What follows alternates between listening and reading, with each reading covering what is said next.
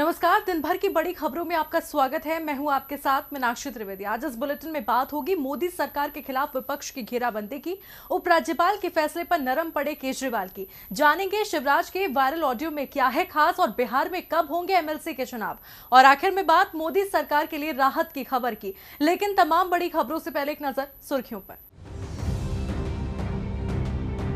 बिहार में विधानसभा चुनाव की तैयारियां तेज। चुनाव में इस्तेमाल होगा ईवीएम का लेटेस्ट वर्जन M3। ईवीएम में छेड़छाड़ नामुमकिन, स्क्रू भी खोला तो बंद हो जाएगी मशीन। वीडियो कॉन्फ्रेंसिंग के जरिए प्रधानमंत्री नरेंद्र मोदी ने की केदारनाथ के पास हो रहे पुनर्निर्माण कार्य की समीक्षा। पीएम ने विकास योजनाओं पर सीएम त्रिवेंद्र सिंह रावत से भी की बातचीत। पंजाब सरकार ने धार्मिक स्थलों के लिए जारी की नई गाइडलाइंस। अब मंदिरों और गुरुद्वारे में बटेगा प्रसाद लंगर। धार्मिक स्थानों पर थर्मल स्क्रीनिंग के बाद ही मिलेगी इजाजत। छत्तीसगढ़ के मुख्यमंत्री भूपेश बघेल ने लिखी केंद्रीय वित्त मंत्री को चिट्ठी। कहा, केंद्र का आर्थिक पैकेज हमारी जरूरत पूरी करने में असफल। कर्ज के लिमिट को 2% बढ़ाने के लिए लगाई गई शर्तें हटाई जाएं। हफ्ते के तीसरे कारोबारी दिन हरे निशान पर बंद हुआ शेयर बाजार। सेंसेक्स 290 अंक और निफ्टी 69 पॉइंट ऊपर हुआ बंद। सुर्खियों के बाद अब बात आज की सबसे बड़ी खबर की। मौजूदा मुसीबत के बीच संसद के मॉनसून सत्र का आयोजन कब होगा, इसके लिए कोई तारीख अभी तय नहीं की गई है। लेकिन इतना जरूर है कि सरकार के लिए मॉनसून सत्र में विपक्ष के सवालों का सामना करना आसान नहीं होने वाला है। मौजूदा स्वास्थ्य मुसीबत को लेकर तो विपक्ष सरकार से जवाब तलब करेगा ही, लेकिन साथ ही संशोधित इलेक्ट्रिसिटी बिल को लेकर भी सरकार की मुश्किलें आगामी सत्र में बढ़ने वाली हैं। आज इसी मुद्दे पर चर्चा के लिए मौजूद हैं राजीव जी, लेकिन उससे पहले देखिए ये रिपोर्ट।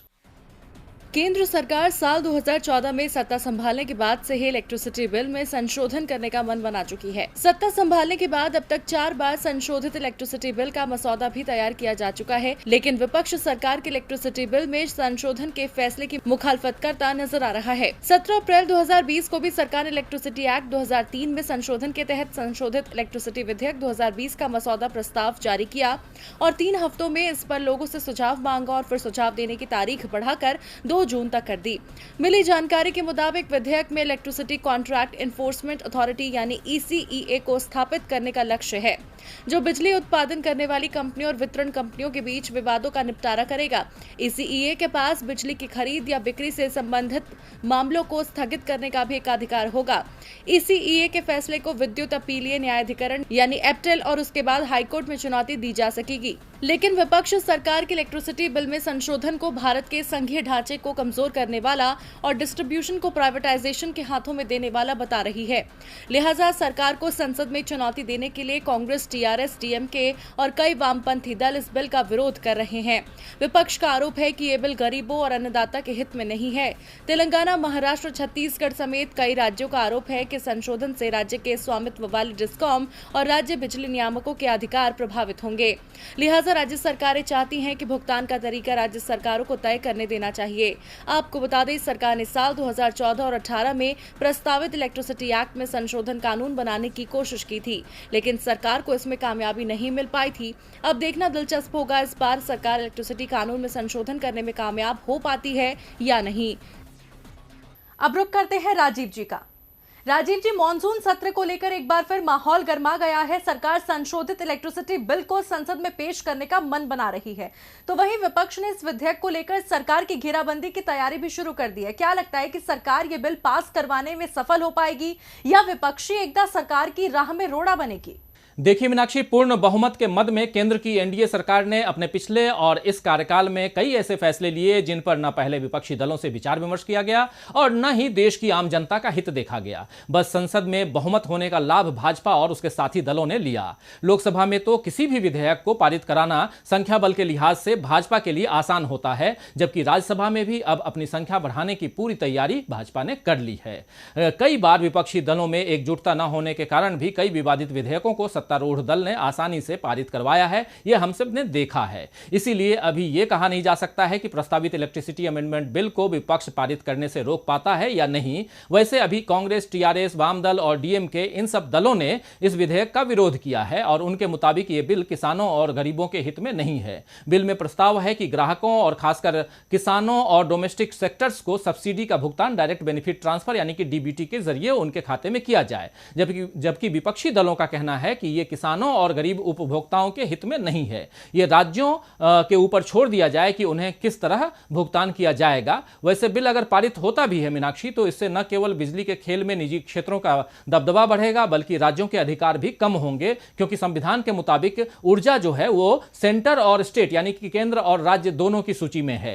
लेकिन प्रस्तावित कानून से पावर सेक्टर से संबंधित मामलों में राज्यों की शक्तियां कमजोर हो जाएंगी और सारी शक्ति जो है वो केंद्र अपने हाथ में ले लेगा। ऐसा कहा जा रहा है कि इस बिल को रोकने के लिए संसद में विपक्ष संयुक्त मोर्चा बनाकर विरोध कर सकता है, लेकिन पावर के लिए किया जा रहा यह विरोध कितना पावरफुल होता है यह तो संसद सत्र शुरू होने के बाद ही पता चलेगा। बहुत बहुत शुक्रिया राजीव जी तमाम जानकारियों के लिए। अब बढ़ते हैं अपनी अगली खबर की ओर। मोदी सरकार देशवासियों को आत्मनिर्भर भारत बनाने का सपना दिखा रही है। खुद प्रधानमंत्री नरेंद्र मोदी देश को आत्मनिर्भरता का पाठ पढ़ा रहे हैं, लेकिन दूसरी तरफ मोदी सरकार ही स्वदेशी इंडस्ट्री को नुकसान पहुंचाने और पड़ोसी देश को फायदा पहुंचाने की जुगत में लगी दिखाई दे रही है। दरअसल सरकार के एक फैसले से पड़ोसी मुल्क को बैठे बिठाए भारत में 12,000 करोड़ का बाजार मिलने वाला है। क्या है पूरा माजरा, इस रिपोर्ट में देखिए। क्या स्वदेशी कंपनियों के उत्पादन पर रोक लगाने से भारत आत्मनिर्भर बन सकता है? क्या जिस आत्मनिर्भर भारत का सपना मोदी सरकार देश की जनता को दिखा रही है, वो आत्मनिर्भर भारत विदेशों के उत्पादों को भारतीय बाजार उपलब्ध करवाने से बनेगा?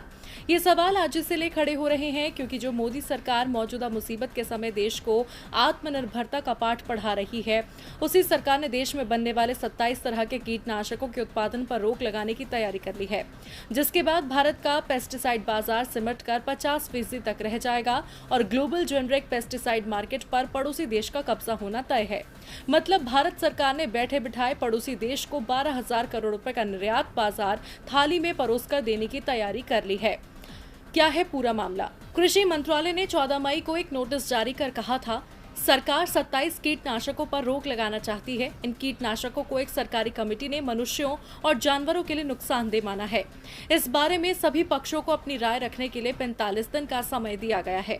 Pesticides manufacturers and formulators association of India यानी PMFAI ने इसका विरोध किया। PMFAI की माने तो सरकारी समिति ने उनके विचारों को सुना ही नहीं, लिहाजा PMFAI सरकार से उच्च स्तरीय वैज्ञानिक समिति बनाने की मांग कर रही है। वहीं इंडस्ट्री से जुड़े लोगों का कहना है, जिन 27 कीटनाशकों के उत्पादन को सरकार रोकना चाहती है वो सभी तत्व नियामक अथॉरिटी CIB और RC में रजिस्टर्ड हैं और सुरक्षा के सभी वैज्ञानिक मूल्यांकन को पूरा करते हैं। इनका इस्तेमाल भारत में 70 के दशक में से मनुष्यों, जानवरों और पर्यावरण पर बिना किसी तरह के विपरीत असर के हो रहा है। इनमें मेलाथियान भी शामिल है, जिसका इस्तेमाल सरकार ने हाल ही में टिड्डी दल पर किया था। आपको बता दें, इन कीटनाशकों का घरेलू बाजार में करीब 40% का कब्जा है। इन पर बैन लगाने से किसानों को महंगे आयातित ब्रांडों का इस्तेमाल करना पड़ेगा। भारत में बनने वाला जो कीटनाशक 350 से 450 रुपए प्रति लीटर में मिल जाता है, वो आयातित होने के बाद 1200 से 2000 रुपए लीटर मिलेगा। अब जिस तरह सरकार 27 स्वदेशी कीटनाशकों के उत्पादन पर रोक लगाने की सोच रही है, उससे कैसे आत्मनिर्भर भारत का सपना साकार होगा, ये बड़ा सवाल है। वाकई जब आत्मनिर्भर भारत का राग अलापा जाएगा और स्वदेशी कंपनियों की जगह दूसरे देशों को फायदा पहुंचाया जाएगा तो सवाल तो उठेंगे ही, लेकिन इन सवालों का केंद्र क्या जवाब देता है, इस पर सभी की नजरें टिकी हैं। वहीं निगाहें तो फिलहाल दिल्ली में LG और CM के बीच होती तकरार पर भी हैं, जो अस्पतालों को लेकर आमने सामने आ गए हैं। लेकिन आज केजरीवाल जब मीडिया से मुखातिब हुए तो उनके तेवर उपराज्यपाल के लिए थोड़े नरम पड़ते दिखाई दिए। तो क्या कुछ कहा केजरीवाल ने, इस रिपोर्ट में देखिए। देश में तेजी से पांव पसारती जा रही स्वास्थ्य परेशानी ने दिल्ली को प्रभावित करना शुरू कर दिया है। दिल्ली CM इस पर कई दौर की बैठकें कर रहे हैं। दिल्ली कैबिनेट में लिए गए हालिया कई फैसलों को दिल्ली के हित में बता रहे हैं, लेकिन दिल्ली सबकी है या सिर्फ दिल्ली वालों की, मामले को लेकर बीजेपी ने उनका खूब घेराव किया। दिल्ली CM के फैसले पर LG अनिल बैजल का मत अलग था और उन्होंने CM के फैसले को बदल दिया। अब जब फैसला बदल दिया गया है तो आज मीडिया से मुखातिब होते हुए दिल्ली CM ने कहा, दिल्ली के अस्पतालों को सभी देशवासी देशवासियों के लिए खोलने का जो आदेश एलजी अनिल बैजल ने दिया है उसे लागू किया जाएगा। ये समय आपस में लड़ने का नहीं बल्कि मिलकर काम करने का है। कई पार्टियां इस संकट के समय में एक दूसरे से लड़ रही हैं, ये ठीक बात नहीं है। सीएम केजरीवाल ने कहा, एलजी अनिल बैजल ने दिल्ली के अस्पताल सभी देशवासियों के लिए खोलने का फैसला लेकर दिल्ली सरकार के लिए एक बड़ी चुनौती खड़ी कर दी है, लेकिन हम इस चुनौती को पूरा करने की कोशिश करेंगे। सीएम ने साथ ही कहा कि दिल्ली में 15 जून तक 44,000 मामले होंगे और 6,600 बेड्स की आवश्यकता होगी। 30 जून तक 1 लाख मामले पहुंच जाएंगे और 15,000 बेड्स की आवश्यकता होगी। 15 जून तक 2,25,000 मामले होंगे और 33,000 बेड्स की जरूरत होगी। 31 जुलाई तक 5,50,000 मामलों की आशंका है और 80,000 बेड्स की आवश्यकता होगी। सीएम केजरीवाल का कहना है कि अगर दिल्ली में पूरे देशवासियों का इलाज होता है तो लगभग 50% देशवासी दिल्ली में इलाज कराने के लिए आते हैं। ऐसे में 15 जुलाई तक दिल्ली में दिल्ली के लोगों के साथ साथ अन्य राज्यों के लोगों के लिए 65,000 बेड्स तैयार करने होंगे। वहीं 31 जुलाई तक दिल्ली सरकार को 1.5 लाख बेड्स तैयार करने होंगे। उन्होंने कहा, ये एक बड़ी चुनौती है, लेकिन इसे पूरा करने के लिए हम तन मन धन से पूरी कोशिश करेंगे। अब केजरीवाल ने एलजी के फैसले पर हामी तो भर दी, लेकिन इससे दिल्ली की सियासत में आया उबाल कब कम होगा या नहीं होगा ये देखना होगा। वैसे इस वक्त उबाल तो मध्य प्रदेश की सियासत में भी आया हुआ है, क्योंकि यहां मुख्यमंत्री शिवराज सिंह चौहान का एक कथित ऑडियो वायरल हो रहा है, जिसे लेकर बीजेपी के केंद्रीय नेतृत्व पर सवाल खड़े होने लगे हैं। तो आखिर ऐसा क्या है शिवराज सिंह चौहान की वायरल हो रही ऑडियो क्लिप में, इस रिपोर्ट में देखिए। मध्य प्रदेश में कमलनाथ सरकार की विदाई की वजह बनी जोड़ तोड़ की राजनीति को भला कौन भूला होगा। अचानक ज्योतिरादित्य सिंधिया के साथ कांग्रेस के 22 विधायकों ने पाला बदल दिया था और फिर कमलनाथ सरकार को सत्ता गंवानी पड़ी। इसके बाद शिवराज सिंह चौहान चौथी बार मध्य प्रदेश के मुख्यमंत्री बने। लेकिन अब शिवराज सिंह चौहान के वायरल हो रही एक कथित ऑडियो क्लिप ने शिवराज सरकार के साथ बीजेपी के केंद्रीय नेतृत्व को भी कटघरे में खड़ा कर दिया है। मीडिया रिपोर्ट्स के मुताबिक शिवराज के कथित ऑडियो क्लिप में वो ये कहते सुने जा रहे हैं, केंद्रीय नेतृत्व ने तय किया है कि सरकार गिरनी चाहिए, नहीं तो ये सब कुछ बर्बाद कर देगी। मुझे बताओ कि क्या ज्योतिरादित्य सिंधिया और तुलसी भाई के बिना सरकार गिर सकती थी? कोई तरीका नहीं था। मिली जानकारी के मुताबिक जो कथित ऑडियो क्लिप वायरल हो रहा है उसमें शिवराज सांवेर विधानसभा क्षेत्र के पार्टी कार्यकर्ताओं को संबोधित कर रहे हैं। अब शिवराज का ये कथित ऑडियो पूरे मध्य प्रदेश में वायरल हो रहा है। मध्य प्रदेश कांग्रेस ने भी इस ऑडियो क्लिप को लेकर बीजेपी के केंद्रीय नेतृत्व को आड़े हाथों लिया है। कांग्रेस प्रवक्ता नरेंद्र सलूजा ने कहा, बीजेपी शुरू से ही कांग्रेस के आरोपों को नकारती रही, मगर अब तो प्रदेश के सीएम शिवराज चौहान ने सांवेर के कार्यकर्ताओं की बैठक में सार्वजनिक रूप से ये स्वीकार कर कांग्रेस के आरोपों पर मुहर लगा दी है।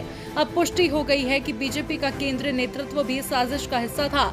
जानबूझकर कांग्रेस सरकार को गिराया गया। कमलनाथ सरकार गिराने में सिंधिया की इसलिए मदद ली गई क्योंकि उनके बगैर सरकार नहीं गिर सकती थी। कांग्रेस में कोई असंतोष नहीं था, सरकार के पास पूर्ण बहुमत था। शिवराज का ऑडियो क्लिप सामने आने के बाद एक बार फिर मध्य प्रदेश में सियासी गहमागहमी तेज हो गई है। अब देखना दिलचस्प होगा इसका आगामी उपचुनावों पर क्या असर पड़ता है। अब एक तरफ इस कथित ऑडियो क्लिप के सामने आने के बाद मध्य प्रदेश की राजनीति में विपक्ष के सुर और बुलंद होना तय है, तो वहीं इस वक्त हलचल तो बिहार के सियासी गलियारों में भी बढ़ती जा रही है। दरअसल देश में अनलॉक मोड की शुरुआत ने देश में सियासी गतिविधियों पर लगे ब्रेक को भी हटा दिया। यही कारण है कि हाल ही में स्थगित किए गए राज्यसभा चुनाव की नई तारीख सामने आ गई है। इसी के चलते अब कहा जा रहा है कि बिहार में विधान परिषद के चुनाव भी जल्द होने वाले हैं। बिहार में इन दिनों विधानसभा चुनाव की सुगबुगाहट तेज होती जा रही है। सियासी दलों ने अपनी रणनीतियों को धार देना शुरू कर दिया है, लेकिन अब लगता है बिहार में राजनीतिक दलों को विधानसभा चुनाव से पहले एक और परीक्षा पार करनी होगी।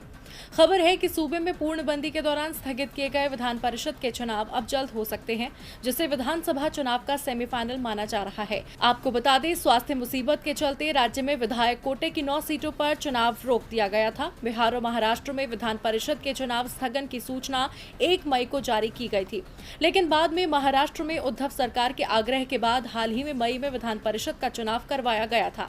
वहीं महाराष्ट्र के बाद कर्नाटक में भी विधायकों के वोट से भरी जाने वाली विधान परिषद की सीटों के लिए चुनाव कराने के आदेश दे दिए गए हैं। यही कारण है कि अब बिहार में 9 सीटों पर मतदान की संभावना है। माना जा रहा है चुनाव में राष्ट्रीय जनतांत्रिक गठबंधन को 5 तो महागठबंधन को 4 सीटें मिल सकती हैं। बिहार में 9 सदस्यों का कार्यकाल मई में समाप्त हुआ, लेकिन पूर्णबंदी के साथ स्वास्थ्य मुसीबत और शारीरिक दूरी के प्रोटोकॉल के नाम पर राज्य का चुनाव स्थगित कर दिया गया।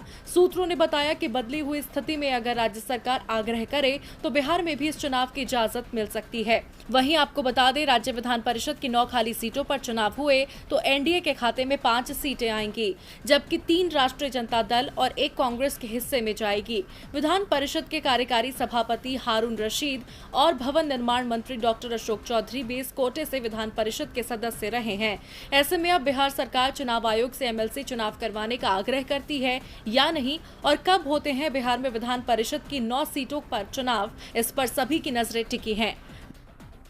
और बुलेटिन के आखिर में बात मोदी सरकार के लिए राहत की खबर की। देश में मौजूदा स्वास्थ्य मुसीबत के चलते मोदी सरकार चौतरफा घिरी हुई है। भले ही सरकार ने देश में अनलॉक मोड की शुरुआत कर दी हो, बावजूद इसके अर्थव्यवस्था की चुनौती से पार पाना सरकार के लिए आसान नहीं है। और अब जिस तरह से देश में मामले बढ़ रहे हैं वो भी सरकार को परेशान कर रहे हैं। वहीं तमाम मुश्किलों के बीच बेरोजगारी दर पर CMIE की रिपोर्ट सामने आई, जिससे मोदी सरकार को थोड़ी राहत जरूर मिली है। देश में स्वास्थ्य समस्या के बीच सरकार ने जब पूर्णबंदी की घोषणा की थी तो ये पूर्णबंदी अपने साथ कई मुश्किलें लेकर आई थी। उन्हीं में से एक थी रोजगार की परेशानी। बड़ी संख्या में लोगों का रोजगार छिन गया था और बेरोजगारी दर में बेतहाशा बढ़ोतरी देखने को मिली थी। लेकिन अनलॉक 1 का शुरुआती असर उम्मीद से बेहतर देखने को मिल रहा है।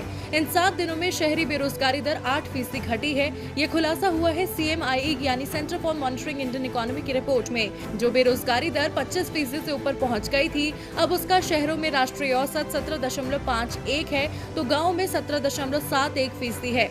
CMIE की रिपोर्ट के मुताबिक 7 जून को खत्म हुए हफ्ते में शहरों में बेरोजगारी दर 17.08% रही, जबकि 31 मई को खत्म हुए हफ्ते में ये 25.14% थी। पूर्णबंदी के बाद ये पहला मौका है जब बेरोजगारी दर इतनी कम दर्ज हुई है। अब शहरों में बेरोजगारी दर का राष्ट्रीय औसत ग्रामीण इलाकों में बेरोजगारी दर के मुकाबले कम हुआ है। हालांकि ग्रामीण क्षेत्रों में कोई सुधार देखने को नहीं मिला, लिहाजा उम्मीद जताई जा रही है कि आने वाले दिनों में मनरेगा के तहत रोजगार मांगने वालों की संख्या बढ़ेगी। अब भले ही तमाम मुसीबतों के बीच मोदी सरकार के लिए बेरोजगारी पर थोड़ी राहत भरी खबर सामने आ रही हो, लेकिन अभी मुसीबत चली नहीं है, क्योंकि अब एक निश्चित गिरावट के बाद बेरोजगारी का आंकड़ा ठहर जाएगा, क्योंकि बड़े पैमाने पर सूक्ष्म, लघु और मध्यम उद्योग बंद हो गए हैं या फिर उनका काम ठहर गया है। साफ है कि पूर्णबंदी का असर लंबे समय तक रहने वाला है। ऐसे में अगर आगे भी कंपनियों के बंद होने का सिलसिला जारी रहा तो मोदी सरकार के लिए बेरोजगारी से निपटना आसान नहीं होने वाला। इस बुलेटिन में फिलहाल इतना ही, लेकिन देश दुनिया की बाकी खबरों के लिए आप देखते रहिए DB लाइव। नमस्कार।